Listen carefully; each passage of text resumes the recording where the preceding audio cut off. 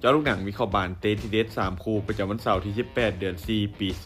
2026เรามาเริ่มกันที่คู่หนึ่งในศึกพรีเมียร์ลีกอังกฤษเตะในเวลา21:00ของคืนนี้การพบกันระหว่างนิวคาสเซิลยูไนเต็ดอันดับ14มี42คะแนนจะเปิดบ้านต้อนรับการมาเยือนของบอร์นมัธอันดับ11มี45คะแนนนิวคาสเซิลเจ้าบ้านพวกเขามีฟอร์มการเล่นช่วงหลังถือว่าบ่ค่อยดีโดยแพ้3จาก5เกมหลังสุดในทุกรายการเกมบุกของพวกเขายังคงพอมีทีเด็ดแต่เกมรับของพวกเขาค่อนข้างที่จะเสียประตูง่ายส่วนบอลมัดทีมเยือนพวกเขามีฟอร์มการเล่นในช่วงหลังถือว่าดูดีกว่าเล็กน้อยเกมรับของทีมมีความเหนียวแน่นกว่าและมีจังหวะการเล่นเกมสวนกลับที่มีความอันตราย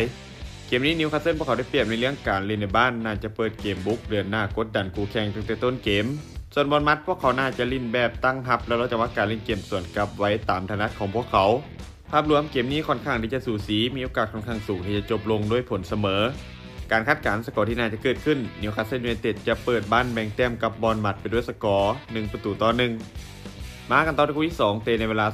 23:30 ของคืนนี้การพบกันระหว่างท็อตแนมฮอตสเปอร์ที่ปัจจุบันกำลังหนีตกชั้นอยู่ที่อันดับ18มี30คะแนนจะเปิดบ้านต้อนรับการมาเยือนของไบรตันอันดับ9มี46คะแนนท็อตแนมฮอตสเปอร์เจ้าบ้านมีฟอร์มการเล่นช่วงหลังที่ค่อนข้างแกร่งเกมรับของทีมมีปัญหาเสียประตูค่อนข้างง่ายเกมบุกของพวกเขายังคงพอมีทีเด็ดแต่ยังคงขาดความคงเส้นคงวาส่วนไบรตันทีมเยือนมีฟอร์มการเล่นส่วนหลังที่ค่อนข้างจะดีกว่าอย่างเห็นได้ชัดระบบทีมแน่นทีมดินเป็นทีมเวิร์กเกมบุกของทีมมีความหลากหลายบวกกับการคล้องบานที่มักเจอได้ดีเกมนี้คาดว่าน่าจะเป็นเกมที่บ่ง่ายสำหรับสเปอร์ส่วนไบรตันพวกเขามีลุ้นที่จะแบ่งแต้มหรืออาจจะเบียดชนะได้เลยในเกมนี้การคาดการณ์สกอร์ที่น่าจะเกิดขึ้นไบรตันจะบุกมาเฉือนเอาชนะท็อตแนมฮอตสเปอร์ไปด้วยสกอร์2-1มากันต่อที่คู่ที่3เตะในเวลา20:00ของคืนนี้บิ๊กแมตช์ระหว่างเชลซีอันดับ6มี48คะแนนจะเปิดบ้านต้อนรับการมาเยือนของแมนเชสเตอร์ยูไนเต็ดอันดับ3มี55คะแนนเชลซีเจ้าบ้านมีฟอร์มการเล่นส่วนหลังที่ค่อนข้างแย่ด้วยการแพ้4จาก5เกมหลังสุดในทุกรายการเกมบุกของทีมค่อนข้างที่จะฟืดยิงประตูได้น้อยส่วนเกมรับก็พลาดง่ายเสียประตูแทบทุกนัดส่วนแมนยูทีมเยือนมีฟอร์มการเล่นที่ยังบ่ค่อยนิ่งเท่าใดแต่ดีกว่าเชลซีเล็กน้อยเกมบุกของพวกเขาถือว่ามีความเฉียบคมกว่าส่วนเกมรับยังคงมีลุ้นให้เห็นในบางครั้ง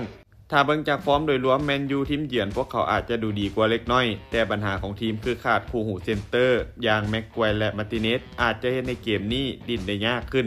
ภาพรวมเกมนี้ค่อนข้างสูสีและมีโอกาสค่อนข้างสูงที่จะจบลงด้วยผลเสมอการคาดการณ์สกอร์ที่น่าจะเกิดขึ้นเชลซีจะเปิดบ้านแบ่งแต้มกับแมนยูไปด้วยสกอร์2-2สุดท้ายนี้ถ้าทุกคนสนใจแนวทางดีๆแบบนี้อย่าลืมกดไลค์กดแชร์ออกไปเพื่อเป็นแนวทางเพิ่มเติมและไปสนใจอยากลงทุนสามารถกดลิงก์ผ่านหน้าซ่องได้เลยเด้อ